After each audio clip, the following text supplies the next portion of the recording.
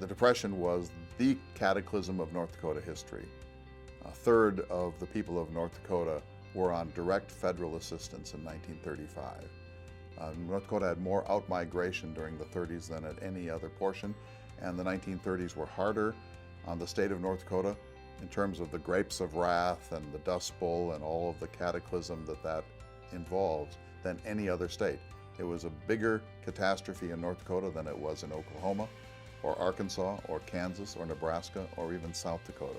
We were the epicenter of the Dust Bowl catastrophe, a man-made environmental disaster on the Great Plains.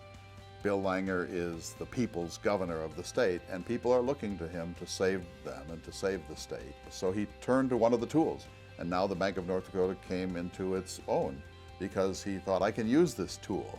And the bank held a lot of mortgages for a lot of farms and businesses around the state, and I think it's fair to say that if those farms and businesses had had to endure the Depression and the Dust Bowl with commercial banks, many of which went out of business during this period, they probably would have had to disappear. And so he used the flexibilities that were inherent in the Bank of North Dakota and added some extras just in his own capacity as a dynamic leader who wasn't afraid to think outside of the box and push down some barriers from time to time to hold people on the land and to give them more time and patience than a commercial bank could possibly have justified.